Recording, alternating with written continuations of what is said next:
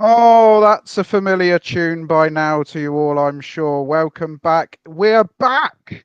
We are back and we are ready. We're excited. We're full of energy and we are looking forward to talking to you for the next 90 minutes about our new head coach. That's a new feature I didn't know existed, where it now tells us when people retweet the live stream. So that's sort of outed me. There we go.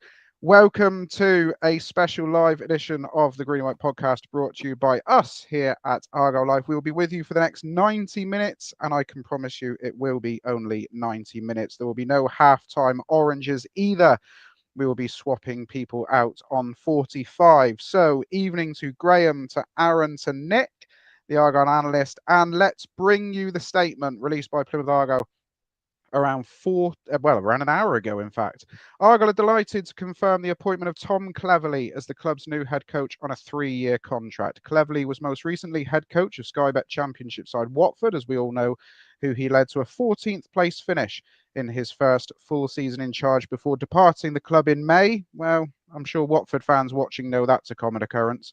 Highly rated throughout the game as both a coach and a player, the 35-year-old joins Argyle ahead of the upcoming League One season and will begin work immediately, although I presume not tonight, before the players return for pre-season at the end of next week. So they'll be cracking on with it. Chairman Simon Hallett is delighted to secure Argyle's #1 target, and he gave these comments in the club statement. Ever since Miron's departure and knowing Tom was available, we identified him straight away as the perfect person to be our head coach and targeted him immediately. When we spoke to him, he was completely aligned with the vision and ambitions of the club, and it was clear throughout that Tom was the right fit for us. He is fully invested in our long-term plans, and we will play a key role in helping us achieve them.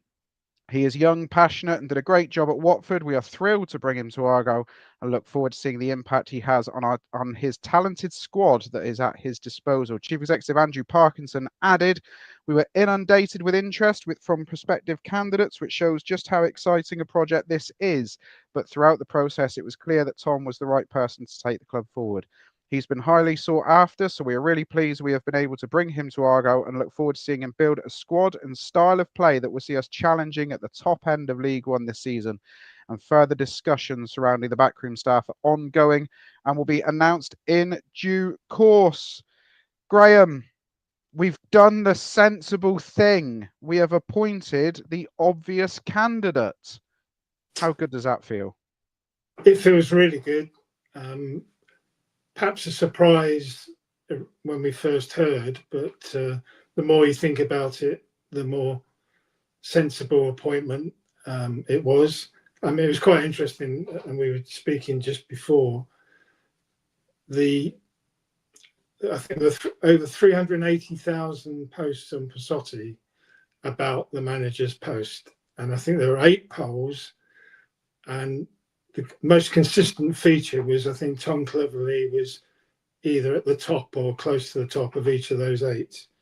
And I think that was a reflection of what we hoped and didn't dare expect, because let's be fair, with the other championship club offerings, we were perhaps a little bit way down the food chain in terms of tempting him down to Home Park. But what I really like, and we'll come on to it later, is I listened to the Pilgrims podcast today, and I know we've got them on later, but how they were so impressed by his connection with the fans. The fans loved him, and I think that will massively underpin our success next season. It's very much what I would call a one Argyle appointment.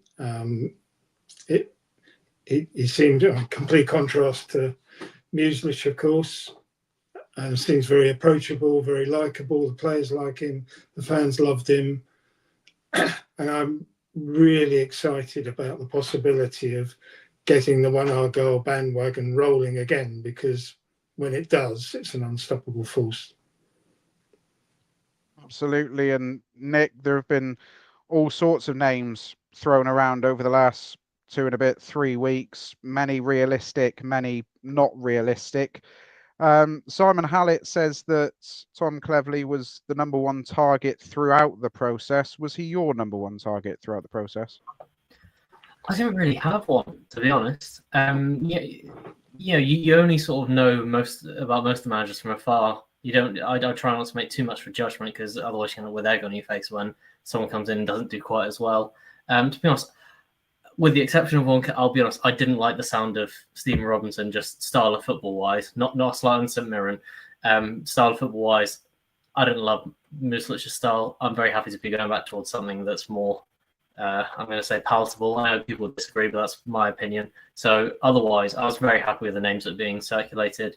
They all seemed like appointments that the fans could get behind, that we'd all be quite excited by, who would play a more attacking brand of football, I would describe it as.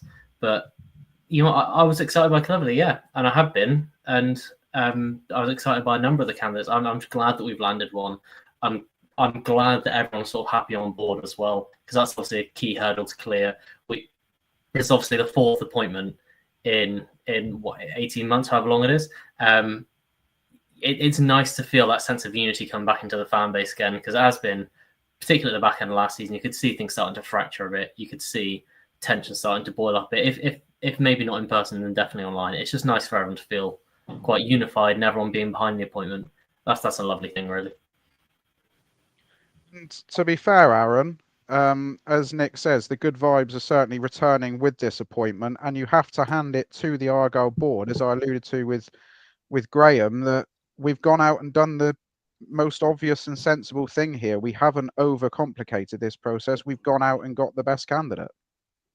No, I think some people are overcomplicated it in their heads and in the group chats, as we know, Joe. I've never seen anybody send so many messages in my life. We'll find out. We'll find out how much Sam overcomplicated it in 45 minutes, won't we? We will. But I completely agree with what you, Nick, and Graham have already said. To be honest, it's the most obvious choice. Obviously, there were I'd argue there were better managers out there potentially in Sayers and Edwards, but they were never. I don't think they were ever realistically going to come to us. So I think this one is the best we could have done. I think the board need praise for that. I've not really critical of the board on the whole anyway, so they get some more praise from me, really. I think I'm really excited about the project. I know Graham likes to talk about the One Argyle mantra, whereas I'm more about footballing projects, and I really hope that this isn't another 6 months. I hope we're not sat here in 4, 5, 6 months talking about him going to, I was going to say Luton, but he's not going to go there, is he? Him going to Birmingham or something after Chris Davies is taken.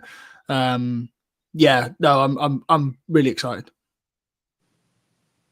Yeah, I think we're all sort of hoping we're not sat back here in 6 months' time again. Tom Cleverley, well, Zach's comment on screen, I'll come to it now. Has anyone ever appointed somebody that I wanted? I'm quite happy that it's Tom Cleverley.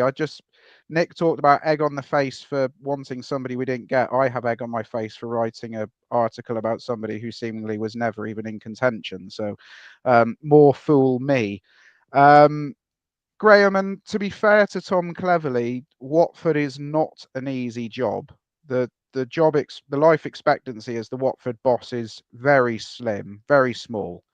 A 1 in 3 win rate in the Championship, though, for a young head coach in his first role, is not to be sniffed at, is it? No, I mean, just to make the point, I think our average tenure for a manager or head coach is worse than Watford's recent record. I think our last 3 have averaged 19 games, which is something that Watford have never managed to equal. He seems the right fit for our club. I mean, none of us really know him. He's not, he's not featured very heavily in any sort of self-promotion or anything like that, as some other people have done. And I think the question for me is what happens with the backroom team that I don't think you read that bit out, Joe. The last sentence in the statement was the talks on the backroom team are ongoing, or words to that effect. And of course, we've got Aiden and Eddie in post at the moment, and we don't know whether they're off to join Schalke or not. I had heard, but I can't verify it, that there was an approach, but seemingly negotiations are going on. So that, I mean, personally, I believe those two are very talented people, and we do well to keep them at the club, because I think that Aidan, as a strategist, tactician, really underpinned Muselic's success. And Eddie Lattimore was regarded as one of the best fitness coaches and physical conditioners around. And I'd love it if one or two or both could stay. But it seems to be, if it was going to happen, they would have said so in the statement. So there's a bit of jiggery-pokery going on. And if they go, then I think the two that Tom Cleverley had at Watford are no longer at Watford. One of them's gone to Saudi. I think Jimmy Gilligan's gone to Saudi, but it leaves Damon Lathrop, who does have a West Country connection because he played for Torquay. The other guy, Zigo Arnaldi, never heard of him, don't know anything about him. So it's a 3-year contract for Tom Cleverley. Do we give 3-year contracts to his assistants as well? Don't know. But it's, he's going to feel comfortable with the people he's working with.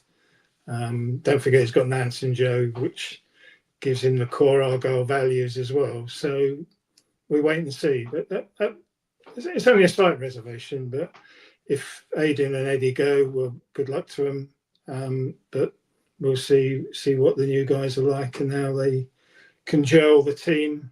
Because don't forget, at least 4 of their new recruits, they wouldn't have seen or even known about. So for me, sorry, Joe, to jump across you just on the backroom staff thing.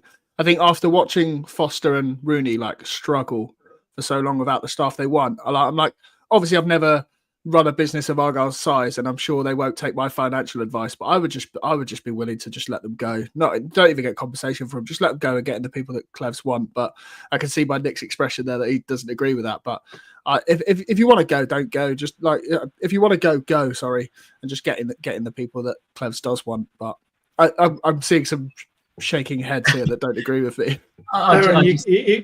Sorry, you got to bear in mind the bad feeling within the club of how Muselich has treated Simon in particular. That's irrelevant. Don't hold on to that grudge and let it. No. This is business. As my team. Yeah, so you play hardball. Yeah. I mean, they could resign, and we don't get any compensation at all. We're just playing hardball for as long as we can. I personally think they won't be here now, because if they were, the club would have said so in the statement. So. Yeah, they're going to go. The new guys are going to come in, but I'm all for making it as difficult as possible. Don't want to take you off your well scheduled talking points, but just to quickly add my bits. One, we should respect that these are rumours. I know they're quite strong rumours, but these 2 people have worked hard to try and keep us up, and we appreciate them. They're clearly very talented. 1, 2, we should probably just. At the very least, not like it's completely true, because for all we know, 1 or maybe both could be being misrepresented here, and they might not appreciate that. But assuming the rumours are true, I suppose my take is simple: try to make Schalke better. You're right, don't hold on forever. But in the grand scheme of things, they're not that expensive. Again, qualify on that, but they're not that expensive. We can afford to guard and leave them for a bit. If they want to resign, there'll be a notice period. They won't be able to hook up with Muselich, and we can presumably affect some pressure on Schalke to pay to release them from their contracts quicker. And that's what I imagine is where we're at right now, is trying to extract some kind of probably 6-figure fee to just be done with it. Because Schalke still have the money for it. I know they're struggling financially, but they have the money to pay to get them out of their contract, and they're just posturing. Agree. Already 1,400 people tuning into the live stream. Do get sharing it around, like, comment, subscribe, all of the usual stuff. And of course, this is an interactive show. This is your show. So do get your comments and questions in. We are going to be joined by Justin and Peter from the Do Not Scratch Your Eyes podcast at 8:45. They will be joining the People's Champion, Sam Down, and myself to give us the Watford lowdown on Tom Cleverley. One thing on the backroom staff, I think, is a non-negotiable, Graham. Just quickly going back to that point before I come back to you, Nick, is that I think one very much a non-negotiable with Kevin Nanskaville will be in and around the setup. So there will, of course, be his input. And I do hope that Joe Edwards isn't retired by the club to a coaching role. I still think, particularly in League One, I certainly think he has a lot to give us. And we'll be pushing Matti Sorinola very hard in pre-season to try and get that right wing back slot in pre-season. But talking of right wing back slots, Nick, I'm sure this is something that maybe you're a little bit more clued up on than the rest of us. As your ex-handle suggests, you are the Argyle analyst. What can we expect from your take on Tom Cleverley's Watford setup? What sort of formations can we see? From what I can tell from my own brief research, and it's not that in depth, is that it's not too dissimilar to Stephen Schumacher's sort of philosophy, formation-wise and approach. Well, that was the first half of the season. First half of the season, Watford were that 3-4-2-1, similar to how we saw Argyle play on Shuey, with the sort of two floating tens, Chakatadze, of course, being one of them. The second half of the season, they went to a 4-2-3-1, but I'm never going to be able to go over this in detail because it was quite a complicated system whereby very often the unfortunately named loser would drop into the middle of the two defenders, split the defenders, the fullbacks would bomb forward, and all of a sudden they're in a back three sort of system in possession again. But it was quite fluid. If you go onto YouTube and just search Watford full 90, there are a few games on there that you can. I know the vast majority of people won't, but like there are a few games in there where like there's the Luton game. You watch the first 10-15 minutes, that gives you a flavour of how Cleverley wants to approach the game. It was very possession based. I've got an immediate concern that where does Connor Hazard fit in this if we continue like this game? Because the whole reason why we end up bringing in Grimshaw was because Rooney needed someone skilled to pass out from the back. Could change, of course. Shouldn't assume that Cleverley's going to play the exact same way, might adapt to the squad. I'd also point out that think about someone like Christian Walton, who I was about to say won the league with Ipswich, didn't win the league with Ipswich, got promoted with Ipswich with a very high points tally, not actually that great in possession. And hence that's why they lost their place in the Championship. Then League One, they were good enough in possession because there are fewer teams who could affect the high press. So maybe it works like that. But you know what? I can't really pin down Cleverley right now. I've read that that the second half of the season was more what he wanted to play with that back four rather than the wing backs. Maybe that's true. Maybe it's not. Maybe it'll change. I'm sure you'll hear better from the guys joining from the podcast later on. I think the thing that really impressed me, though, is I watched back the Argyle versus Watford game, but obviously a clear eye on Watford yesterday. What impressed me was Cleverley adapting during the game. Argyle were pressing when Luz was dropping into the back three, is making it much easier in the first half to get him. And instead, he sort of changed it, pushed Luz a bit higher up, pushed the team higher up and wider, and it worked. And, it's impressive to see a manager being able to adapt in real time.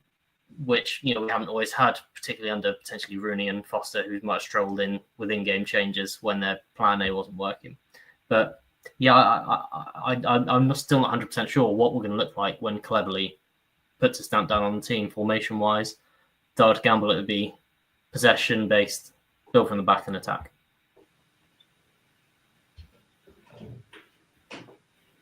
Trying to find my unmute button. Sorry, I am used to this hosting lark. I promise you.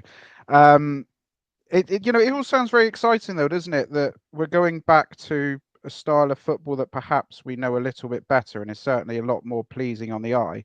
As you suggest, we'll find out a lot more from the guys from the Do Not Scratch Your Eyes podcast later. Aaron, was style of play important for you in this managerial choice? We know from Sam Down that all he cares about is being aesthetically pleased with what he sees out on the pitch. Results are not important, and I will be challenging him on that later on.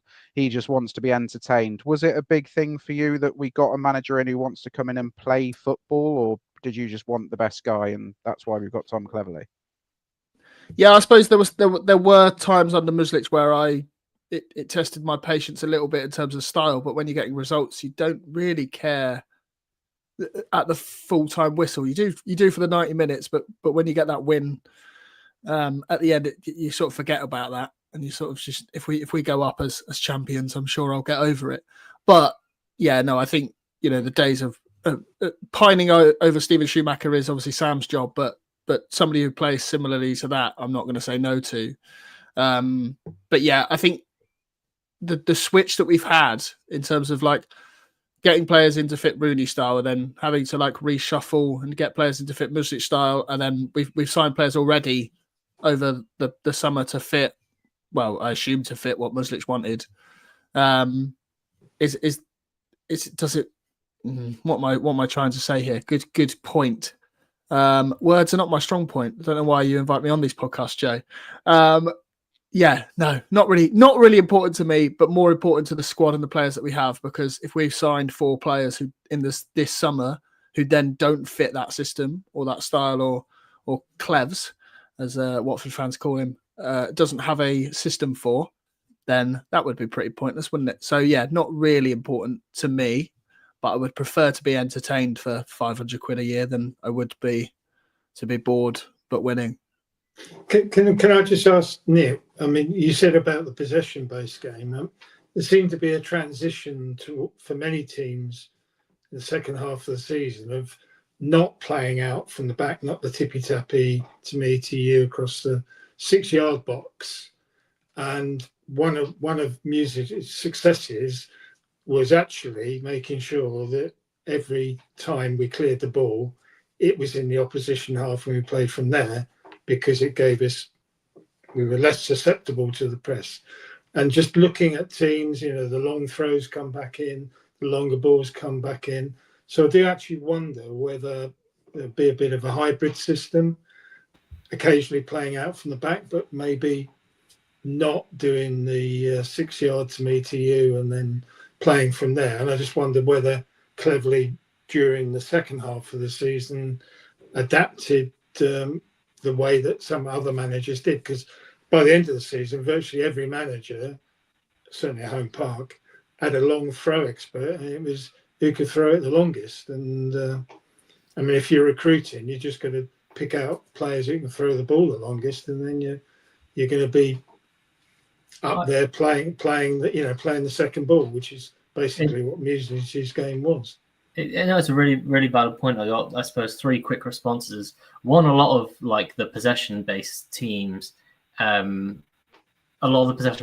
still had like effectiveness at set piece and so forth. I remember Norwich last year away, Easter Monday, wasn't it? Easter Friday, because it's Foster's penultimate game. They scored from 2 set pieces, right? They're a very possession-based team, but they had a very effective means of. So really, I think one of our biggest failures was, despite being possession-based, we were absolutely rubbish from long ball. But what you're saying about Cleverley, I suppose, 2 things is that, one, like possession-based football isn't dead; it's just evolving.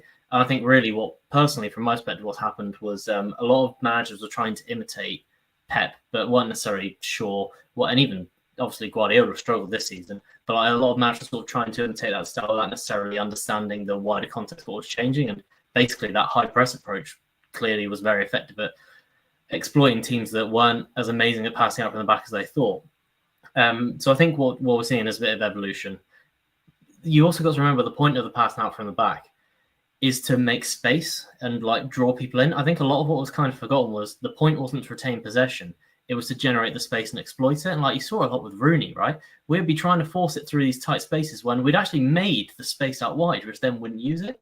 What I kind of liked with Cleverley of the about 4 or 5 games I've watched now of his, there are a fair few occasions when like they're drawing teams on and then they're just hitting it long because they've then got a 3v3 or a 3v4, and they're also playing for the second ball as well. If you go back and watch the Argyle game, you'll see multiple times they pass it and they draw us on, but then they do play it long and try to play for the second ball. So it's a more advanced version of what I'd say Rooney's was. It feels like a better understanding of the give and take of possession base.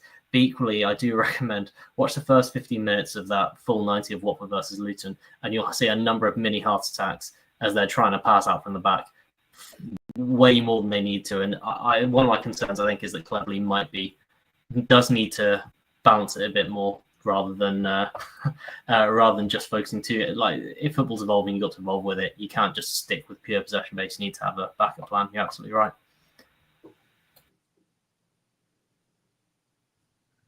I need to get better at this hosting. Like, I've only been doing it now for nearly 18 months, haven't I, Aaron? I can see a lot of comments flying in that we are looking at on the right hand side of the screen around what's happening to Bundu, what's happening to Hardy, Randall, who we should sign, all of this stuff that's coming in. We will be back next Sunday. We're going to do a bit of a midsummer roundup, if you like, next Sunday night, where we'll be talking about the signings that we've made, the possible additions to backroom team if it's announced next week, any departures, incomings that happen during the week. So all of that will be covered next Sunday. So you can join us next Sunday night for that. So if we don't come to any questions on that tonight, that will be why. Just going to mix it up a little bit then before we come to some of the questions, because we've only got you guys for another 20 minutes. So I do want to get some questions from the viewers before we let you go and bring the lads from Watford and Sam in. Mix it up a little bit. What's your memories of Tom Cleverley, the player? Do you have any? What's your standout memory? I mean, a lot of his football was played in the Premier League. There's 13 England caps in there. Aaron, I can see you scrunching up your face. I mean, I remember him. He made it. I remember him making his England debut against Italy, but I couldn't tell you what he did. I just remember him being named in the 10. Was that under Roy? Under Roy, yeah. But that's about it. To be honest, yeah. He won a Premier League and a Charity Shield, but he also played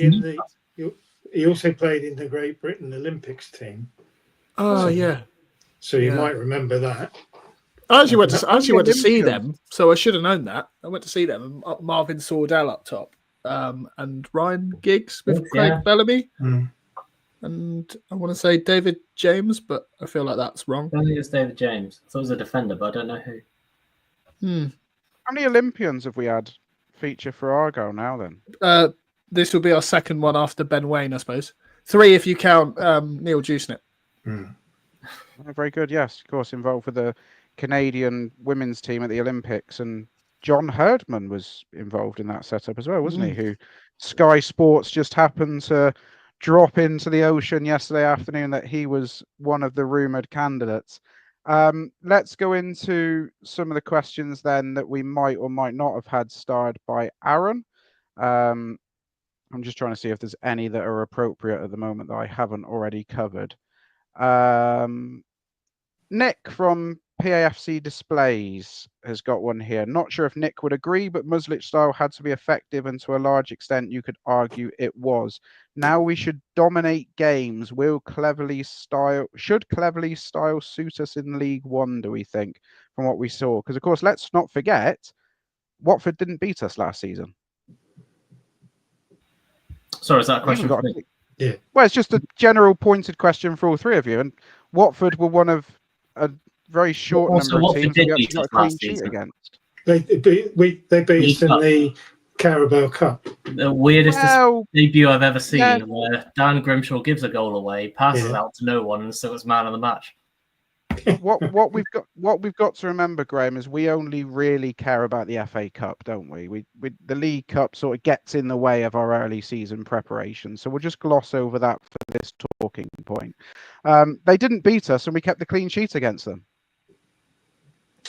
So I mean, are we going to be able to dominate games next season? Are we going to see a replication of towards the back end of League One where teams are going to come to Home Park and just try and shut up shop and allow us 60%, 70% of the ball? And are we going to have the wherewithal to break them down, do we think? Well, I suppose my point to that would be, if Watford did break us down, Watford missed 2 one-on-ones, an open goal, hit the bar, and to be honest, they all had an off day. I'm not sure if you remember that. I had a very pre-season friendly vibe because about 5 players on either side just kept passing out for a throw. And there was one point where I think it was Ryan Andrews. I just remember just passed about 10 yards behind someone under no pressure. I think that was because after the international break. But Watford broke us down plenty that game, and they absolutely deserved to beat us at Home Park. It was just two screamers by Andre Gray, wasn't it? And we didn't really create much otherwise, and they could have had a couple more as well. So it wasn't that Watford are actually one of the best performing attacking sides in the league. That their real big issue was actually just not keeping the goals out of the other end, really. But that's a bit of an oversimplification. I think that might have been a bit because too many technicians. They might have benefited from having someone like Adam Randall in there. They had too many people who you remember Everton when they just had like 5 different centre attacking mids playing all throughout their midfield, and they were all very talented, but they weren't sort of, I don't know, they didn't gel as well. I kind of got that vibe a bit. I'm not the best to speak on that, but I feel like a more someone like Randall, even someone like Houghton, just someone who might have been a bit less flair, a bit less dribbling, and a bit more position and awareness might have benefited them. Yeah, I also think what last thing was I think they lacked wingers as well. Barr was like their only real out and out winger that from the outside looking in, and he spent the majority of the season injured, as I recall, or at least definitely the second half of it. When we played them, it was Moussa Sissoko right wing. It was much easier to contain Sissoko. When Barr came on, he started tearing things apart down the wing. But they did have pace and power. Yeah. And I think that's something that I think some of our recruitment is pace and power, certainly tackling and aggression and pressing.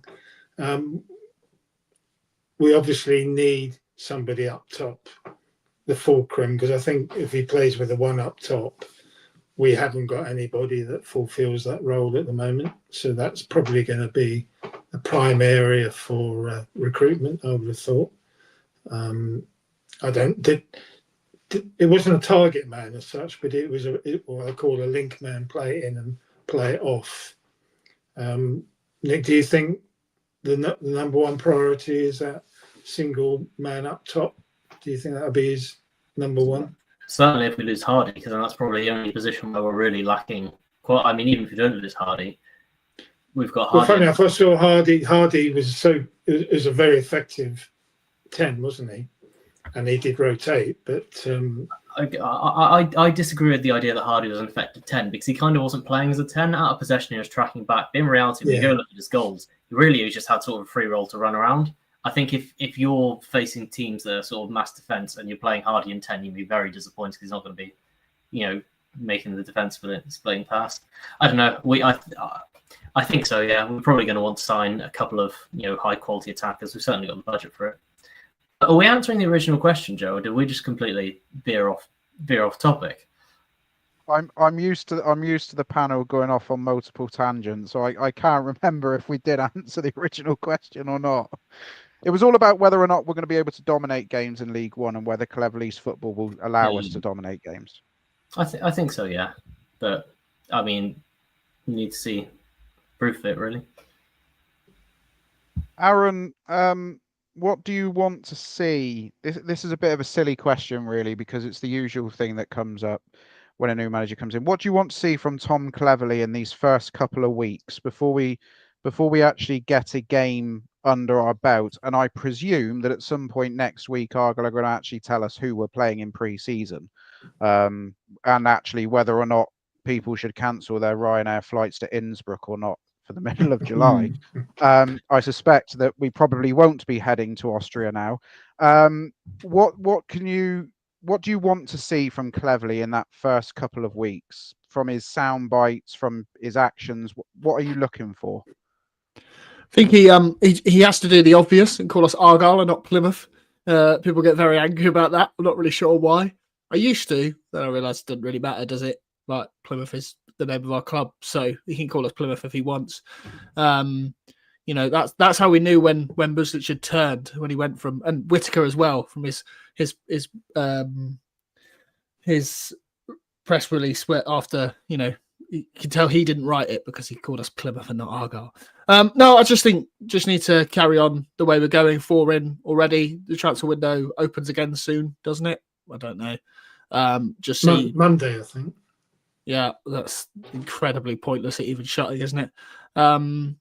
Just same as what we've been doing so far. Just working hard behind the scenes. If anything, I want to hear less of them. I want just them to get their heads down and get to work and whatever they need to do in the off season. And then, like you said, once we confirm where we're actually going for pre-season, I'd prefer us to go back to Spain. That was nice and warm. Innsbruck famously isn't that warm. And just see who we play and go from there and go from pre-season. The next couple of weeks, I'm not that really bothered. Sorry, Joe. Did we go to Spain last pre-season, did we? Yeah, Did you go to apparently. Spain last pre-season? I think that's where Sam met Neil Juicenick, but I'm not sure. Just really quickly on the Team GB stuff. That squad's actually like pretty good. Surprised we didn't win it. It's got Jack Butland, it's got Ryan Bertrand, Stephen Corker, James Tompkins, Micah Richards, Danny Rose, Tom Cleverley, Joe Allen, Ryan Giggs, Aaron Ramsey, Scott Sinclair. So we've had another Olympian there, if you count him. Was Richards the other overage player? Because I thought it was, but then I backed down. Yeah. Oh, I should have gone for it. Yeah, he was. Yeah, Daniel Sturridge, Craig Bellamy, and Marvin Sordell up top. You know, it's not too bad, is it, for an Olympic squad? I'll tell you one thing: you would get one hell of a TST squad out of that lot, and we will be covering Argyle's appearance in the TST tournament next week. So do join us for that.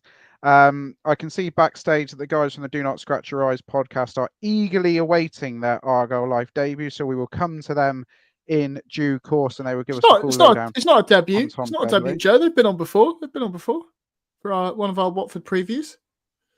Yeah, You're having a nightmare. I don't tend to watch the scouting reports too much, Aaron. I saw the intro once and it put me off. But I'm sure they're great viewing and will be even better next year once we get them back up and running.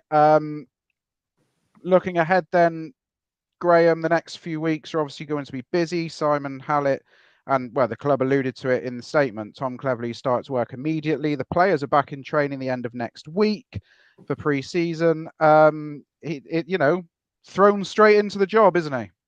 Yeah, and you asked what we want to say. I think pre-season games, Truro and Torquay are pretty well nailed by all accounts, but don't know the dates. I think he's going to establish that strong connection with the Green Army, and I use the mantra again, the one Argyle. That is going to be where, if you can connect that's where we've been at our best. And I think he, character-wise, shows every possibility that he can do that. When managers, players come down, we're isolated. We're a one-club city. It's very different to being a fan in another part of the country, another player in another part of the country, or the travelling. We're a different club, and he's got to understand what we're about and what makes us unique. And I think I'm sure he will. And if he can do that, then I'd like to see a lengthy interview with him where he can espouse the way he wants to play and what he wants to do. I think just on that quickly, Graham, I listened to his Business of Sport podcast appearance, in which he talks about that there was a period where he was choosing clubs, and he basically chose Watford because it was close to a house that he owns. And I get that. I get people are going to choose to be close to their family and stuff. But I don't know whether he's going to be one that moves down. Obviously, he's got 4 kids. They were relatively young then. That was only 2 years ago, so they're only going to be 2 years older, which might make 3 of them at least still relatively young. And I don't know if he's going to move down, but I don't know if that matters either. For you? Well, I think his home's in Essex, isn't it? So that's actually quite a trek to be going backwards and forwards to. It's difficult because, let's be honest, Andrew Parkinson doesn't stay down here all the time, so it's very difficult to ask a team head coach to do so if the chief executive doesn't operate in the same way. I'll just make the point. It would be good if he did. It would be a bigger sign, but let's be honest, Ian Foster did, and he only lasted less than 90 days. He moved into Plymouth, and no sooner his wife arrived, they were moving out again. So it's a difficult call. It's not the be and end all. I think for me, it's the understanding of what Plymouth's about as a city, and getting that feel for the club. Shuey had it. Ryan Lowe, question mark. Foster definitely didn't have it. I think Wayne Rooney got it. Mueslich engendered it. So it's an important facet for me in a head coach, understanding what we're about. And if he does that, and I'm sure he's he seems to have all that sort of ability to do that, then I'm really looking forward to the start of next season. And dare I say more so than if Mr. Musa should have been here. Final thoughts, Nick, as we come to the end of this first half. In summary, Tom Cleverley has only been in the job officially an hour and 40 minutes. I think we can tell from the comments and from our vibes here, it's a pretty unanimous vote of relief, I suppose, that we've gone for the obvious candidate. Just your final thoughts really on the decision and the future and how exciting the next 12 months are going to be. It's got some 2019 vibes, really. You know, with the new manager, potentially, relegation and sort of rebuilding, potentially a bit of a squad restructure again as well. It's exciting, really. I'm looking forward to playing football that I personally, or at least I hope, playing the football that I personally enjoy more. I'm looking forward to hopefully seeing some of those players who were never going to do as well under Musa, because Musa was brought in to play a different style and they weren't. That's no one's fault other than, that's just how it panned out. But I'm looking forward to seeing hopefully someone like Al-Hajj looking better under a manager who's going to, play a way that hopefully should suit him, say that they do, and just other players. I'm just excited, really. I just want to get into the first few games of pre-season, learn a bit more about how we're going to play, get the signings in. It's just a time to sort of be excited, really. It's full of potential. There's save for a tiny minority of clubs, your Sheffield Wednesdays and Morecambe's potentially, it's such an exciting period this summer where literally anything could happen right now.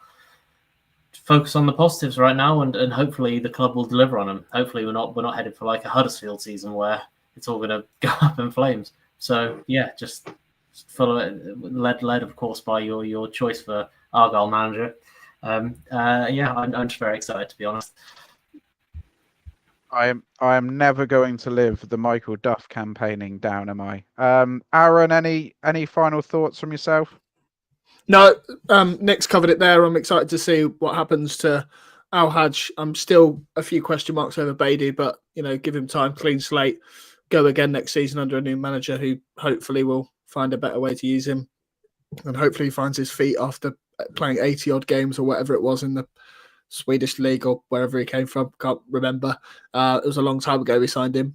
Life's happened since then. I think Nick covered most of it, to be honest. Just quite excited. And like I said in my opening monologue, just really hope this is a project that goes on for a while and we get to see it out. Can I just make one final point, Joe? Two things to say. He'll be the first head coach who will have a sizable playing budget relative to other competitors in the league. We're definitely going to be in the top 6. But more importantly, we've got money to spend. We've never been in that position, and it would be quite interesting to see what value for money, how much we're going to pay for a League One club on players. And he's in a really advantageous position, playing budget and transfer funds wise. I hope he uses it wisely. Absolutely. Totally agree with that. And I think we can all agree with Stephen Evans' comment on screen now. We, the supporters, must be patient with both him and his staff in the upcoming season. 44 minutes in, I think this is the time now where we'll do that awkward switch around of guests. So Graham, Aaron, Nick, thank you very much for your first half performance. We will see you all in the near future, I'm sure. The People's Champion, Sam Down, is joining us along with 2 special guests for the second half of tonight's episode from the Do Not Scratch Your Eyes podcast. Delighted to say Pete is joining us, and I feel weirdly happy, Justin, that you're going to be on the other end of this interrogation. Justin, Pete, good evening. Hello. How are you both doing, first of all? Very good, yeah. Nice to be here. Nice to be invited on. Yeah, very good. We haven't sacked a manager in at least 48 hours, so Watford, we're great. Thanks. It's always handy. Sam Down, the people have been asking for you. Let's go straight in with it before we come to the Watford lads. Your thoughts, Tom Cleverley. We've done the obvious thing. This is very un-Plymouth Argyle. It is, and I think if it was the Argyle of 2 years ago, 2.5 years ago, we maybe would have had that how can I say this, total self-confidence that we would have gone for a complete rookie in the hope of rolling rolling 2 6s, if you like. I think with Argyle, we very much have a strategy, and always at the time have had a strategy of it's better to go for a manager who, if you roll the random number generator, could be a 10 or could be a 4, rather than go for someone who is going to be a 6 or a 7. And I think we very much did try and do that with a lot of our recent managerial appointments, and they all went pretty much very badly. So I do think on one level, if it was the Argyle completely staying true to our total self-belief of maybe 2.5 years ago, we would have gone for maybe a Jack Wilshere or Brian Barry Murphy, because that would have been the sort of total out there shot in the dark kind of pick that could have been a 10 or could have been a 0 even, because you just don't know what they're like. With Tom Cleverley, it was very much more of an obvious pick. That's not that that's a bad thing in any way, because let's not forget he is still a bit of a gamble. He is still a bit of a gamble in the respect of he has only had 1 season and a bit in management. I think 1 season and then 5 or 6 games the year before. So he is still a gamble in that way. He's not, a stalwart of the lower leagues. We could have gone safer than what we did. So I think we've maybe struck the balance right in the respect of not going for a manager of the ilk of, let's say, for example, Stephen Robinson, who the Guardian reported was being interviewed, who's nearly 50. He's had several hundred games in management. But we've also not gone for a complete untested rookie. We've tried to meet in the middle of trying to maximize the reward, but also trying to minimize the risk as well, which is a very difficult thing to do. You normally can't have your cake and eat it in that regard. You normally have to either minimize the risk or maximize the reward. But maybe with Tom Cleverley, he is that candidate who can potentially do both. So I think that's a very exciting appointment. I think I'm going to echo a lot of what Nick said before we sort of hand over to the Watford boys to give us a little bit more of a detailed insight. I really like the idea of his style of football.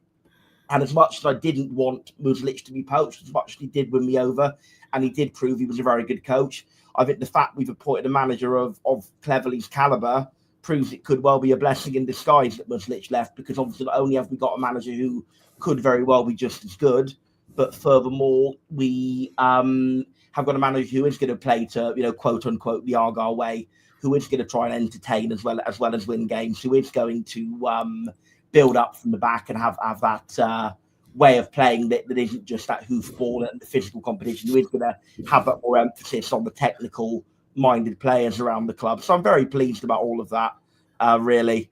And yeah, I think, very happy. I'm over a Fortune. I just want to quickly say before handing it over, it is just nice that the day one reaction isn't oh no, because it was oh no with all of the last few. I think Foster, I know a lot of people got excited about his FA credentials. To me, it was pretty obvious he was a deuce yes man, and that's how it turned out. Rooney, well, I'll just let that one speak for itself. We all know why Rooney was an oh-no. Muslic was an oh-no. That was probably more for who he wasn't than who he was. People who know my view on Mr. Schumacher will probably get what I mean by that. And I wasn't too keen on his style of football either. So, yeah, it's good to have someone whose reaction gives me cause to be optimistic and excited rather than miserable and worried. There we go. I'm going to let the Watford guys speak, Monster Green. Don't worry. I'm just getting it all out of my system first so that they can then, star on the rest of the show. Don't worry. That's it. That's me. That's done. Yep, that's all we've got time for. See you again on the opening day of the season. Justin and Pete have just got a full view on what we have to contend with every week on the Green and White podcast, but it's why Sam Down is the people's champion. So, gents, over to you. This is your segment now to just tell us either A, what a balls up we've just made, or hopefully what a great appointment and what a shrewd appointment we've just made. Well, firstly, I thought Peter could talk. Wow, that was full on. Hello, everybody. I think you've done well, actually. We were very sad to see Clevs go. There was a lot of support for Clevs. Back in January, we had information from 3 or 4 very good sources that he was going to be eased out in the way that Watford do these things. And so we decided that we were going to try and support him because we actually thought that he was doing a very good job despite the circumstances in terms of the players he had at his disposal, etc., etc. So we just encouraged people to email into the club, and I think there was, somewhere like 1,000 people did that. And we also asked people to shine lights on a 72nd minute of the game against Norwich as a little protest against the board as well. And it happened that in the game when we were playing Coventry away, just before that the club released an announcement to say, oh, no, Tom will still be our manager on Saturday against Coventry. And we thought, well, that's a very strange thing to put out because we kind of assumed that was going to be the case. And then before the Coventry game on the day, it was, oh, no, Tom's our man, for the rest of the season. So it was all a bit odd, the comms that were going out and stuff like that. And the Watford fans really, really got behind Tom Cleverley. They were singing chants for him. They were kind of chanting against the board for Clevs, and he wasn't very comfortable with that because he thought it might be awkward that his employer was being called out. And then when he finally was eased out at the end of the season, we opened up a Twitter space, and everyone was like, what a stupid thing to do. This was just a really, really bad thing to do. So congratulations to you guys, because I think you've got a good manager. I think you've got an honest manager. And you've also got a hell of a nice guy as well. We've spoken to him a few times, interviewed him, and spoke to him personally. You can certainly Nick Clevs. That's absolutely fine. And he's just lovely. So well done. I think you've got yourself a good head coach there. I'll now let Peter come in. Just to jump in, I'm glad that wasn't a total like come dine with me, well done, you've won, enjoy the money kind of no retort. No. So that's a big positive. Pete, your reflections on A, Cleverley, the Hornets boss, but also B, if you can give us an insight into what style of football Clevs, as we're now going to call him, is going to bring to Home Park. Yeah, well, first of all, yeah, I agree with Justin. I think it's a good appointment.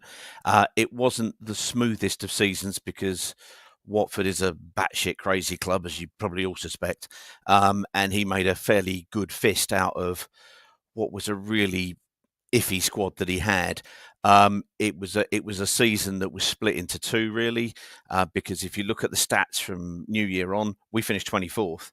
There was a reason for that. He had such a thin squad at the start of the season, and yet he was getting wins by real fine margins, and he was able to bring on a couple of players who, in terms of developing players and bringing them through, had not even been on the fringes. A guy called Quadro Bar, I know you mentioned him earlier on. He had been pushed out on loan to Burton Albion and to Fortuna Dusseldorf for the last 2 years, kind of, rinse, repeat, forget, out of sight, out of mind. And they were trying to get shot. He kept him in, and he is now, he's now a 10 million plus player, undoubtedly, when you just need to be fit. Unfortunately, he did so well, and then he got injured, which was a shame, but there we go. So he was bringing him and a guy called Rocco Vata, who was our only signing of cash, really, who was a 200,000 signing from Celtic B. So he was playing in the Lowlands League. And those two guys were really good. And they were the ones who would come off the bench in those early season games and make a difference. They did so well that they started in games, and then in the second half of the league, we didn't have any. We had no wild cards to bring on. They had injuries, they had suspensions, there was illness to Vata as well, and so we ended up with, exactly as somebody said earlier on, Musa Sissoko playing wide right. Well, not being daft, I'm quicker than Musa Sissoko, and I'm half the size of a house. So it's kind of he just didn't have a great balanced squad. He did great stuff in the early season, and they just ran out of legs and tooth in a squad in the second half. But realistically, things he did well, and his style of play, he started in the first half of the season with 3 at the back, which he had to do because of the personnel he had. We did shift more to a 4 at the back because we were trying to accommodate a style of play. He does like to try and pass it out from the back, ideally, but we had to change goalkeeper for him to be able to do that because we had Dan Backman, who was just a bit of a nightmare. We changed to another lad, and suddenly a lot of things improved. He's brought on a whole host of players, old and young. Another player who was nowhere near the margins is a lad called Imran Loser, who had again been pushed all over the place since we got him. He's a class apart, and he won the player of the season at a canter in midfield under him. So he's very good at developing players. He's good at trying to manage a game if he's got some cards to play, but in the latter half of the season he really didn't. Another player who he improved greatly, and in terms of style of play and going forwards, was a lad called Georgie Chakfatadze, and he created 73 chances, but he only had about 6 assists, because the problem that we had was scoring goals, because our forward options were somewhere between pants and rubbish all season, and that simply didn't change. So, we created some things but couldn't hit a barn door. We had some games where there was literally one shot on goal, but yet there were lots of chances created. So you can understand where he was short. So the gentleman who said, he needs a forward and we need to bring somebody into the club, we've looked at Hardy for a couple of seasons and thought like his movement, and think he could do a good job there. That would be good. And the other thing was, who's the lad? Randall. So at the end of last season, at a club event, and Tom Cleverley talked about Adam Randall as a player he really likes. So he's obviously knows Plymouth. My apologies, Argyle. In order to have that kind of level of understanding, when he was asked about what players in the Championship he liked, he named Chet Randall. So I imagine he'll be trying to get him to sign on again. Well, fingers crossed, because we've spent a day today having to look at our PAFC hashtag on X and seeing Randall being linked to Swansea City. So fingers crossed. First job Clevs does this evening is get on the phone to young Adam and try and convince him to stay, with all those kind words. I mean, you say there about the drop off in the second half of the season and the thing squad that was his disposal. Am I right in saying, and my research wasn't as in-depth as I wanted it to be honest, 33 individual players made appearances in the Championship last season? I understand there will obviously be a couple of youngsters who made just substitute appearances in there, but would that be right? And did that indicate some form of an injury? Was there some sort of injury issue halfway through the year, or? Yes. Well, at one point we had like one fit midfielder. Other times we had... when you're playing with Edo Kayembe as a number 10, he can be a number 10, but is it what he really is? I'm not sure. And we were playing with Chakfatadze, who go wide left rather than that, and you'd have Sissoko playing. It was make, do and mend a lot of the time. But he still managed to find little nuggets in there who played well. There were some players who did sort of go backwards a little bit. Ryan Andrews, who had a breakout season the season before, probably hasn't pushed on to what we hoped he was going to do.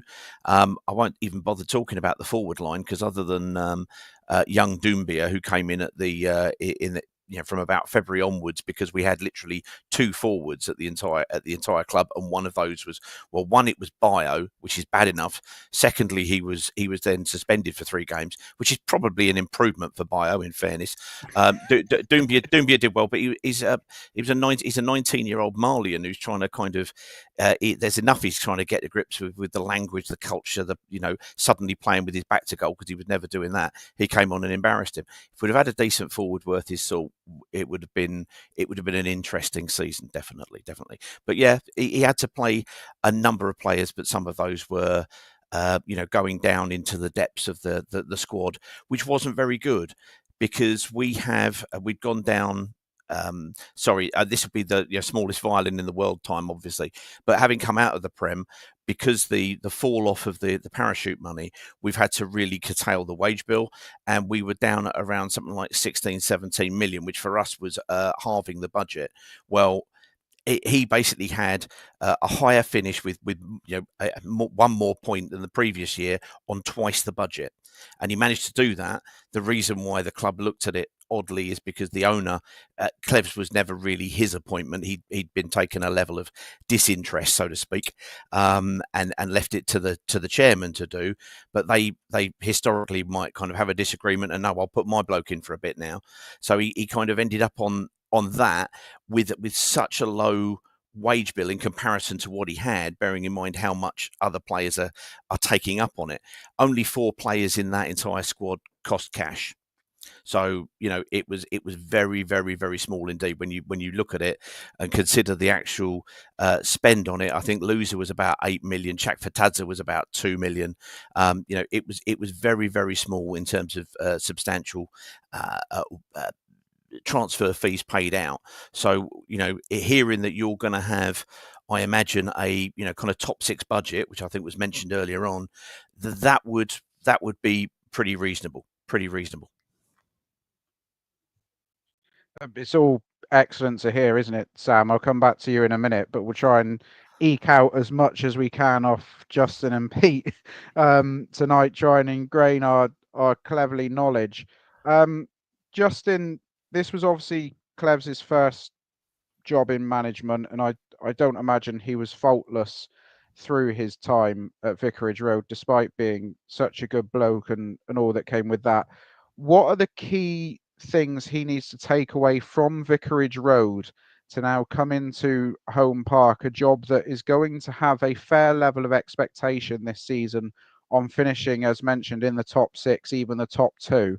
What's he going to have learned from his time at Watford to make him the manager who can get Argyle back to the Championship at the first time of asking? I think some of his game management is lacking at times. He didn't ever seem to be able to close out matches. We were often behind in matches very early. There was a period where we were conceding.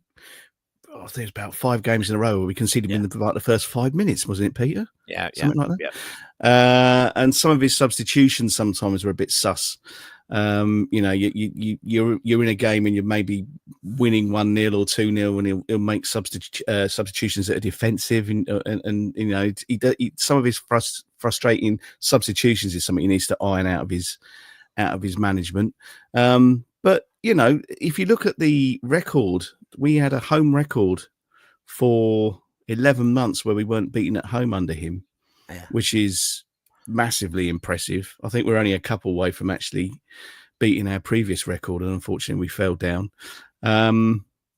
So I think, look, considering the squad that he had at his disposal, which was poor, as Peter's alluded to, it was a poor squad.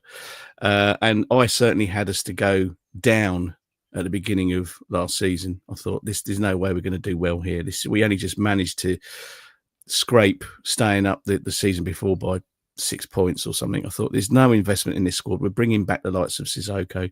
We're just not going to do well here. The fact that he managed a mid-table finish, and although the second half of the season, as Peter said, was poor, the first 5 games we won convincingly. We thought, oh, hello, this is good. This is going to be going up automatically. Obviously that wasn't going to happen. But I think there's just little things he may need to iron out of his game, would be the substitutions. And the other thing I think as a head coach is, to start with, he was very, he called games as he saw them in post-match conferences. If it was bad, he'd say it was bad, why it was bad, where it needed improving.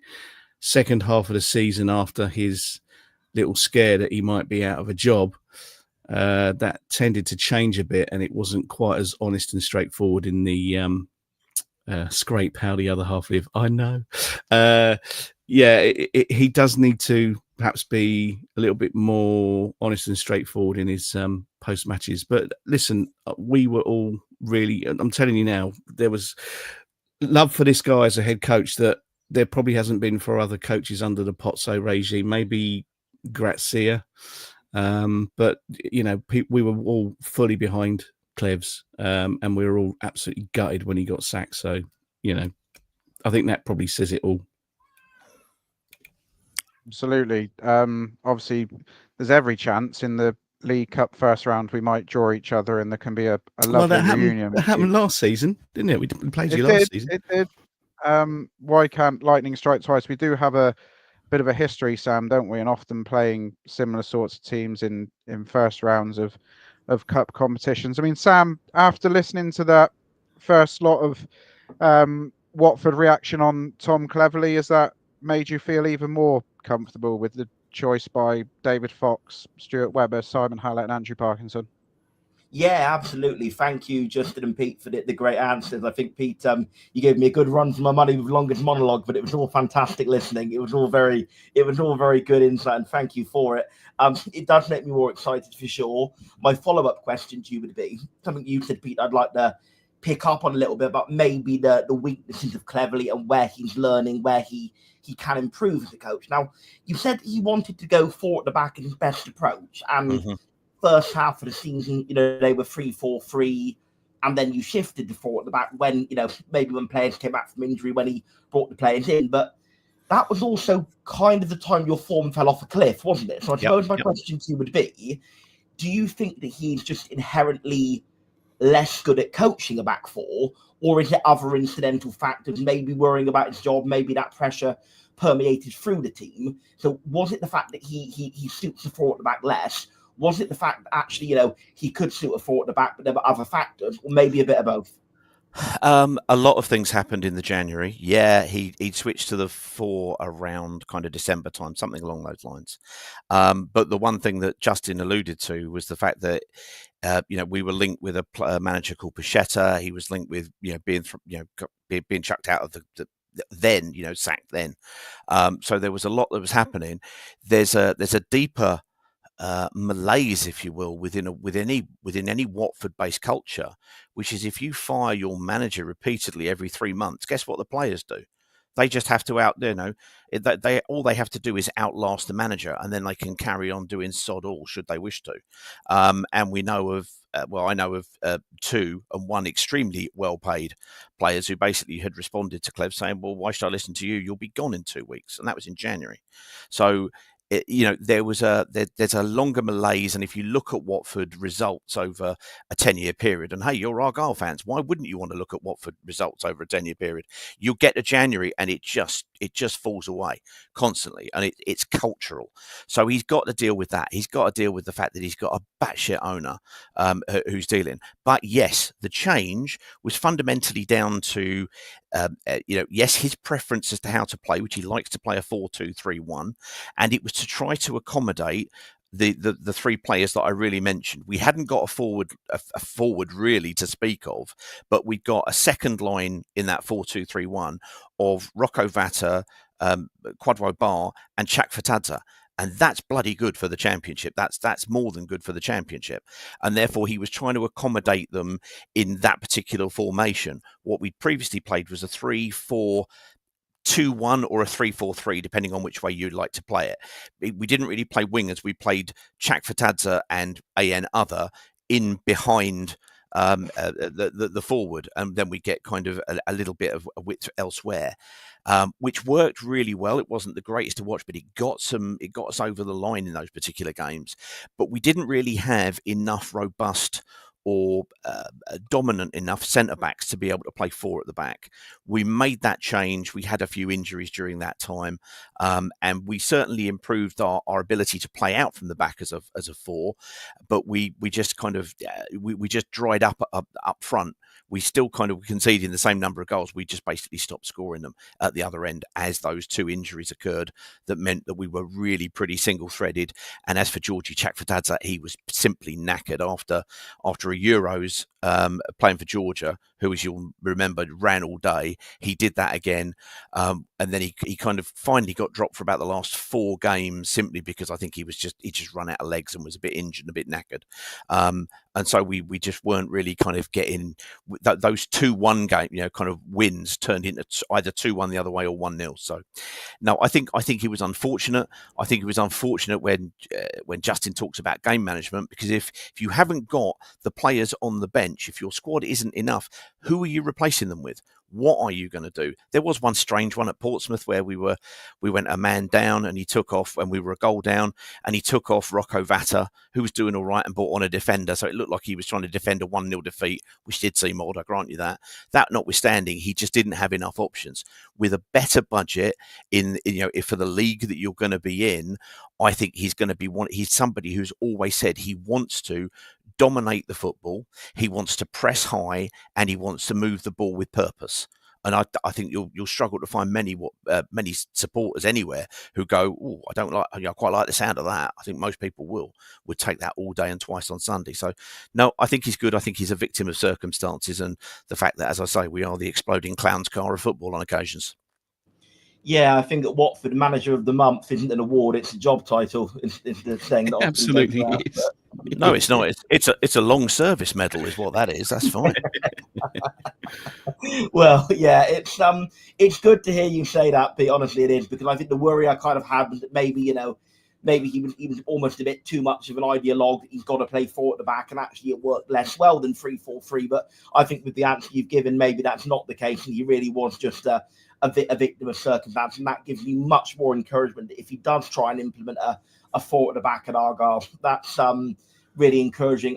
Encouraging. I can't quite remember which of you said it about him picking out Randall as being a player who he admired a lot. Well, it's a pretty bad day for Adam Randall to be heavily rumoured to be leaving the club, isn't it? So maybe Tom Cleverley's first job will be to get on the phone to him and persuade him to stay, and hopefully the same with Hardy, because if with those two in a Cleverley system could rip up League One. And in response to the comment about looking up at Watford or Argyle, we still haven't forgiven you for the either of the 2 FA Cup games.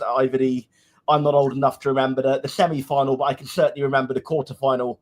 And I think it was Buatsa, wasn't it, down at the Devonport end, who gave you the win that day. Yeah, I'm old enough to remember all of that, but I'll see that and I'll raise you 2 Andre Gray spankers that he never did wearing a Watford shirt. So that's evens, I reckon. That was about as much as he did for us, to be honest. That was his best game he had for us by a mile. You could see there was some real bit touches of quality in there, but he just couldn't move. He wasn't fit, and just that one game, for whatever reason, is the one where he really turned it on and got us a point that we didn't deserve at all.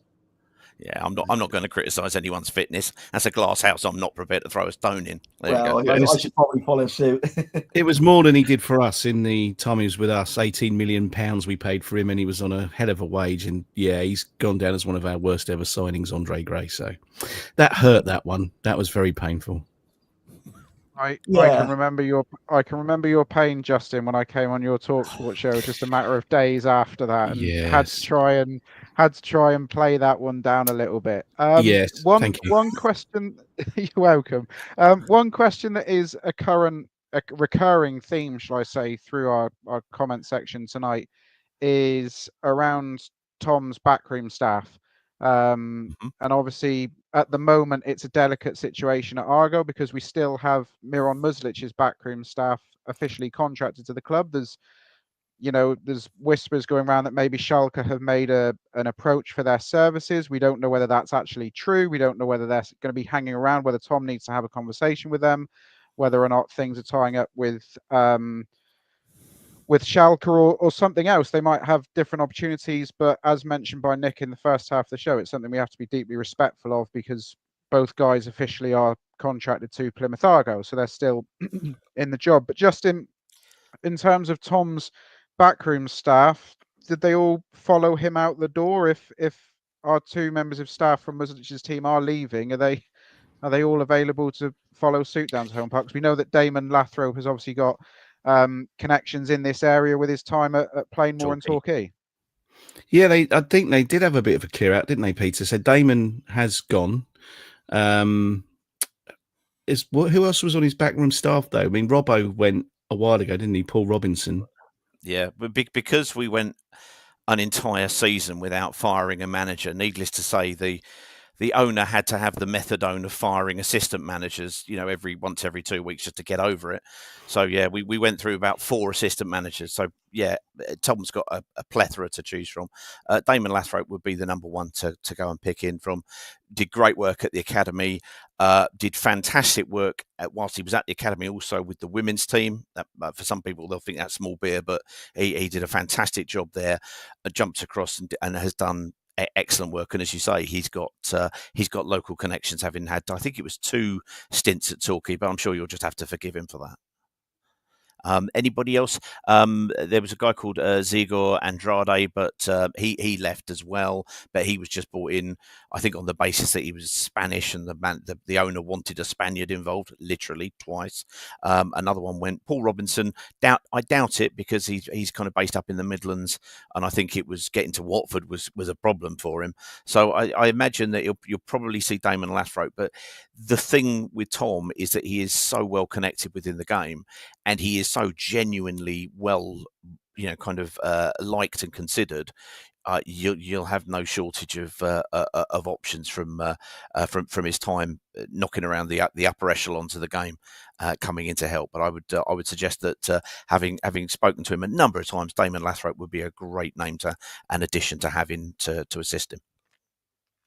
In terms of forgiving him for his time at Torquay, we absolutely don't have to do that. We're on a decent relationship with our friends on the Riviera. We don't mind people turning out in the yellow of Torquay. It's more the other lot that have the big issue. And obviously Caleb Watts has seen sense. For those of you just joining us, we will be covering everything that's gone on, transfer wise, potential leavings, backroom staff, all of that, all the shenanigans, and the TST tournament that Argyle played in next Sunday. So do join us for that one. One other question for both of you then, unless Sam's got anything left, and then we'll leave you guys to your Friday evenings, because we've got a couple of pointed Argyle generic questions to come. Are you surprised it's Argyle for Clevs' next job? Are you surprised it's in League One? What's your general thoughts? Where did you think his career was going to take him after Vicarage Road? I'm not surprised. I think it's a good appointment. I think it's perfect. I was more concerned he was going to go to QPR, because they are kind of rivals-ish, and to see him face us next season with QPR would have hurt. But no, I'm not surprised he came to you. I think it makes sense, actually. Yeah, he's basically been working at the footballing equivalent of Alton Towers. So to go to a club that is, as you described it earlier on, a one city club. It's a stable club from the outside looking in. I'm sure there is any number of mental things going on that you all know about that we don't. But it seems as a stable club, somebody who looks to try to support the manager. It's got home park is worth an extra point a game half the time for you guys. So I think that's all stuff that he would look at and build on. I think it's a good fit rather than a surprise appointment, because QPR, you can go to clubs in the Championship, you go, okay, QPR, oh Christ, I mean, sometimes they make us look normal. Southampton are all over the place most of the time, and who else was he linked with? There was one other, but they're all Norwich, I think, was the other one, wasn't it? Oh, Norwich, absolutely. And that's basically just, you're only going there for Delia Smith and Stephen Fry. So, other than that, no, I think fair play to him. His family do actually still live up in Manchester, or they certainly did, for his duration there. But he will be down, and he puts in a shift. He'll be at the training ground from Sparrow's Fart until it ends. Basically, he'll put the work in. So definitely. I am getting the hang of this hosting, Lark. Honestly, I don't know why I'm fuddling over my unmute button tonight. Sam, you have one more, I think, for the two lads. Just one more question for our two friends from Watford, and thank you again very much for joining us. You've already spoken in great detail about how good he was for player development with the 3 players that you in particular mentioned, Pete. Mm-hmm. What's like in particular for young players coming through the academy, like the maybe not so much the players who need that extra boost in their sort of skill set, but for the players who haven't yet really established themselves? We've got a few. We've got a young lad, Freddie Asaka, who got given his debut at actually age 15 in a cup game. Had a bit more minutes since then, but hasn't quite really had that breakthrough season. Caleb Roberts, of a similar age, again, had some good promising moments, just waiting for that breakthrough season. And Tegan Finn, younger still, having just turned 17, but already got minutes in the championship last season when he was just 16, very highly rated. What's he like for those very young players, if you like, who are just getting their integration into the team? Is he the type of player to give them minutes? Is he going to develop them well? He was at two what we call at your places, so basically fan forums, for want of a better phrase, last year when he'd just been given the gig, and at the end of this last season just gone. And both times he reiterated, I'm not here to give anybody charity debuts. That's not what this is about. If you get it, you earn it. And so there was a real smattering of players coming through. We had a great crop in the under-18s. They got to the semi-final of the FA Youth Cup, only losing to, I presume, the eventual winners, Manchester City. And it was just, he did well. He brought them in. They had bits and bobs of game time, etc. But the fact that he was there and talking alongside the guys from the academy, and that they had that open door policy, because when he got injured at Watford, his first gig for the first 6 or 7 months post playing was the under-18s manager. So he has an appreciation and an understanding of the development of players, and he calls it out as one of his absolute passions. So he will do that. What happened with our under-18s, which would be interesting to see whether or not you do anything like this as an idea brought forward, because we're just as keen, to shout he's one of our own as you are as well. What they would do was they would identify a group of 6 players from the development side who would, for a set period, come over and train with the first team. So they got exposure to it on a regular time, and then they might jump back, and then they might go out on loan, or they might what have you. But they were identified as effectively kind of high potential.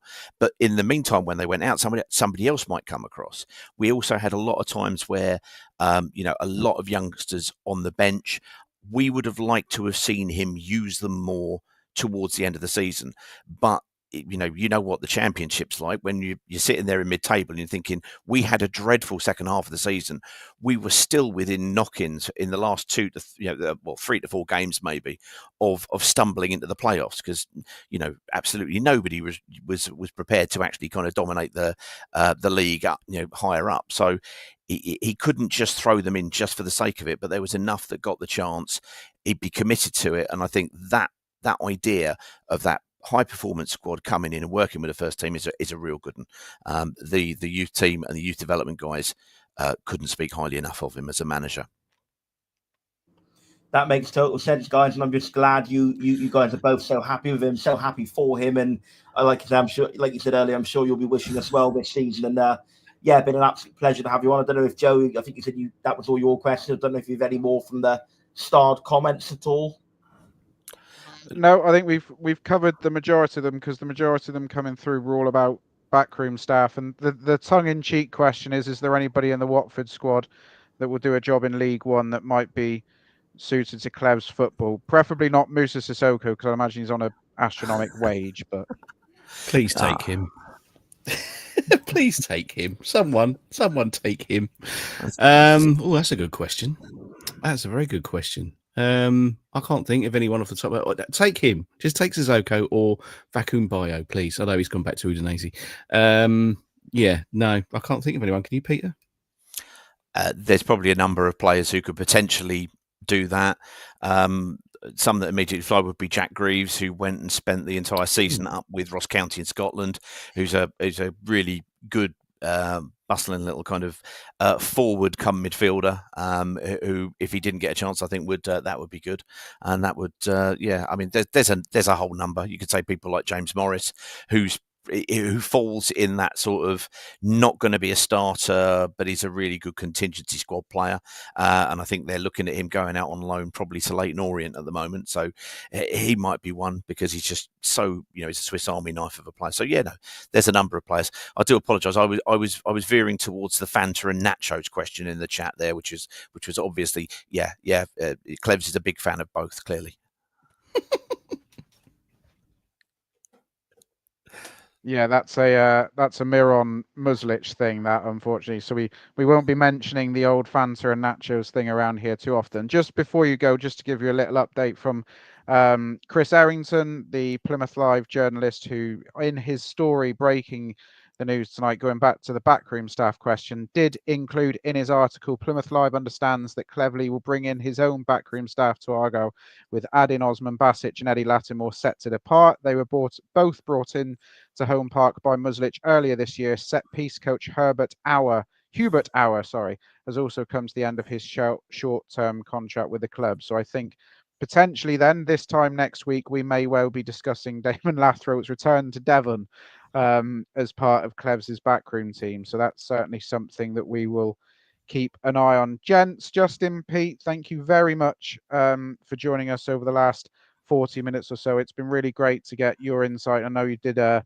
podcast with Pilgrim's podcast earlier on today, which I know has gone down very well from their output. So massive thanks for doing the Argyle fans media rounds.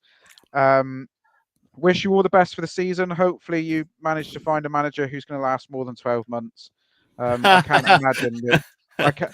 I can't imagine the torment that Watford fans go through with managerial changes. I mean, we're having to deal with our fourth in 18 months, and that's so out of character for amateurs. Our club, Absolute 12 amateurs. 12 months, that's crazy talk. No, ridiculous. No, just go and we probably actually have had more managers since the start of 2024 than Watford have. I know on the long-term trend, Watford would knock us out the park, but since the start, we've had Foster, Rooney, Muslic, and now Cleverley. And I think you in that time have only had obviously this new chap, Cleverley, and who was before Cleverley? You probably only had 3 to our 4 in that time. Ishmael, yeah. Valerian Ishmael, yeah, absolutely. Yeah. This was a really, fight in a telephone box, absolutely. He could. We're excited for you guys. Honestly, I think you've done well there, and we're going to obviously keep an eye how he gets on this end. And yeah, good luck, and I hope he works out well for you. Yeah, I hope you enjoy taking 6 points from Luton Town. Well done. That's the task in hand. Please do that. We will do our very best. Justin, Pete, as you can see from the comments, it's been great having you on this evening. Enjoy the rest of your weekend. Justin, I'm sure I'll catch up with you at some point during the season. No Pete, all the very best. Cheers, guys. Thank you for coming on tonight. Let's do the awkward bit once again of switching out people, because we're going to bring back Aaron. Sam, if you can sort of censor yourself a little bit, we're going to have a little bit, about another 5, 6, 7 minute chat on all things Argyle. Gents, I don't know about you, but having heard the Pilgrims podcast episode earlier on with the two gents and hearing that there, you can't help but feel excited about this one, can you? Have they paid you for promotion here, Joe? I think you've mentioned them more than you've mentioned us tonight. I didn't even know they'd done one, to be honest. Joe's finally managed to work out how to get 3 people on the screen without somebody being on the big face to the side. So I'm glad he's finally managed to do that after all these months. Especially because it's normally me who's over there on the side. But anyway, yeah, listening to those two, I'm even more excited than I was previously. I think we don't really have the youth set up to develop, and we don't really have that many names coming through. We've got a few, obviously, but like whether they are League One ready is a different discussion. So it's going to be interesting to see who we bring in that we develop, i.e., your Caleb Watts and that sort of player. I think we'll see a few more of that sort of signing come in. Is Ibrahim? Is he in that bracket? I feel like maybe, yeah, he is as well, right? So be interesting to see how we develop those. And that's an asset for us in terms of improving players and selling them on for profit, which we'd tried to do previously and done pretty well if you look at the sale of Morgan Whittaker, etc. So yeah, I'm excited. I'm excited by that. I mean, like I said, I've already said this. I've said it twice already. I'm going to say it for a third time. I just really hope this is a long-term thing and the project works well and it's something that we can see through for quite some time. Yeah, absolutely. We'll go through a couple of quick fire questions then pointed on Argyle. We didn't want to keep the two lads from Watford when we're talking Argyle questions. Not only that, I'm also trying to keep track of what's happening at Bristol between Somerset and Gloucestershire. So I'm sort of toyed between two screens here. Question for the Argyle lads on the podcast: will he retain Nance? I think that's a non-negotiable for any manager coming in. Aaron, you mentioned there were a few starred questions that you were looking at. Here's one I'll come to. Jamsy Jam. We'll get this one out of the way now. We won't come to it next week on the Midsummer Review pod. What do we think of the kit? Is it a yay or a nay? It's one of my favourite home kits in a while. I really like it. I'm like the collar. I love the interwoven, symbols into the shirt. I love the colour. It's proper Argyle green, proper dark green. None of this light green emerald rubbish. That's the green I grew up with in my childhood. That's the green we won, League 2 and League 1 as it's now known. That's the green we had the successful Holloway years in the Championship. I don't like this move back to lighter green. I'm a dark green fan all the way. So I like the colour, love the symbolism, love the collar. I really love the green and gold kit after promotion. But this, for me, tops it. It's really, I think, stylish, very different, very unique. It's got that unique point of difference with the, obviously, like the interwoven symbols into the shirt. Huge fan of that kit. And I've not actually brought a kit myself in quite a while, but I think I might just get that one because I'm a big fan of it. If you were a proper top fan and Evergreen member, Sam, you'd be getting that in the post anyway. Well, I am a season ticket holder, not an Evergreen member. Right, so you got that sorted, which is good. Yes, thanks. Aaron, I don't know about you. Generosity of the box office staff. No special treatment, I should add. I want to make that quite clear. But box office staff were very understanding of my, shall we say, slight misreading of the guidance on renewals. If those of you who aren't aware of that, just have a look at my Twitter account. I won't bore you with the whole story for once. On the kit itself, Joe, I'm a fan of it. It's grown on me, and that's not due to my stomach increasing in size.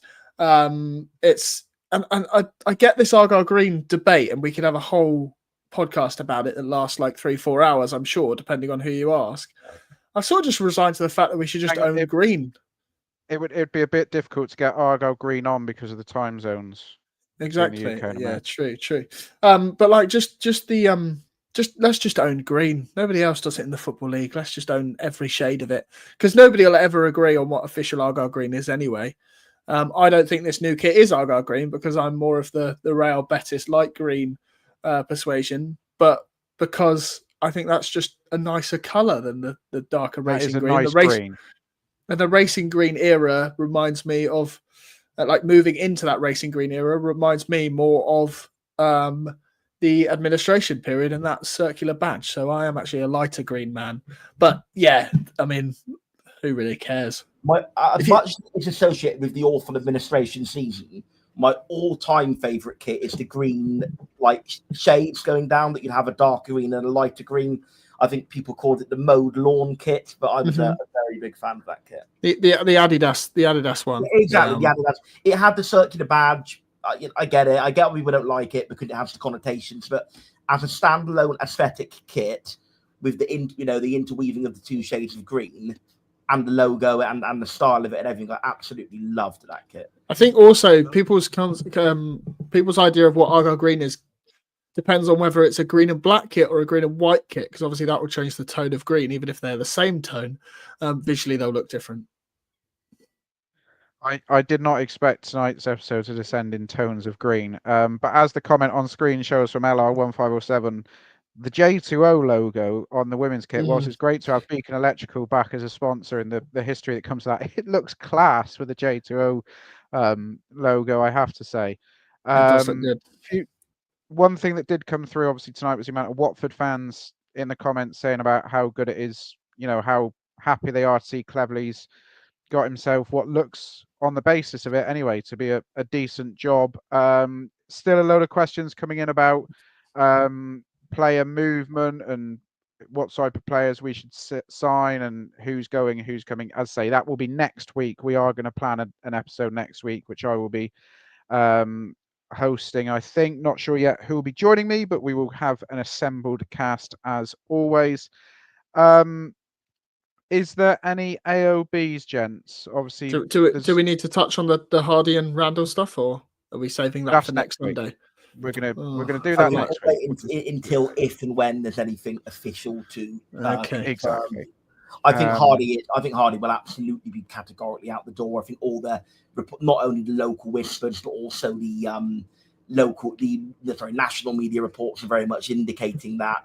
Randall, I think it's possibly not such a done deal. I certainly am led to believe that clubs have activated his release clause, but that doesn't, with how low his release clause is rumoured to be, that isn't necessarily a shock. So also, as it's been mentioned many times tonight, again, I hope that Tom Cleverley's first job is straight on the blower. Adam, what do you want? Where do you want your wedding? We'll pay for it. We'll do it all. Just stay, please. And happy engagement to Adam Randall, if you're listening. He obviously got engaged to his long-term girlfriend, I think, last week. So congratulations to both of them. Aaron is not bitter one bit over that news. I can assure you. He's the only man on this earth that I would happily marry. So yeah. Anyway. Moving swiftly on. One final question going back to kits. Carl Barnard says, do we want a Port Vale style away shirt? I have to say, in terms of kit World Cups at the moment, Port Vale are absolutely the favourites to win it. When you see those Twitter competitions, I know Aaron I think you would quite like a retro style away kit, wouldn't we? Is there any news on when we're going to get an away kit? I haven't heard any whispers about it. We don't even have a pre-season at the moment, Joe. So let's worry about that first. I think, obviously, with the J2O sponsorship, if we had some sort of orange and passion fruit away kit, I'd be very happy with that. Obviously, they won't. That logo won't bear on the men's kit, but yeah, Argyle Tweets has mentioned there. I've heard as well that it's potentially a black and gold away kit as well, so that could be true, but I don't know because. Who really knows anything nowadays? People put something on Twitter and before you know it, everybody's considering it as gospel. So don't know. One thing we do know is that at the end of 95 minutes and well over 3,500 people joining us across the course of the evening, we know that Tom Cleverley is the new head coach of Plymouth Argyle. It's a 3-year deal. There's going to be a lot of fallout over the course of the next week with, obviously, as Chris Errington's hinted in his Plymouth Live article this evening, backroom staff changes. You can join us again next week. We'll be back here. I would imagine this is something that's in its infancy, but I would imagine Sunday night in our usual slot of 8 p.m. We will have a cast assembled to go through a bit of a midsummer review, going across all the incomings, potential outgoings, pre-season, how things are shaping up. I will be in the hot seat for that one. I will get a motley crew to join me. We are also Joe potentially recording with a Watford's answer of Nick Saunders-Smith, the Watford analytics, to discuss Cleverley's tactics in depth and who might be the winners and losers of whatever he brings to Home Park. But I don't know when that'll be out, so don't hold your breath because it might not even happen. I'm sure it will. Once we sink our teeth into an idea, it usually bears fruits. Massive thanks to Graham, to Nick, to Sam, to I'm going to forget. So Aaron, you were here as well. To thank you. Justin and to Pete from the Do Not Scratch Your Eyes podcast. Massive thank you to well over 3,500 of you who've given up your Friday evening to join us. I'm delighted to say that Somerset have wrestled back West Country honours in the Vitality Blast and continued their assault on county cricket. That's a happy way for me to end tonight's show. Massive thanks for all of you joining us. We'll be back next week. Do join us then. Until now, enjoy your weekend. Clevs is in charge.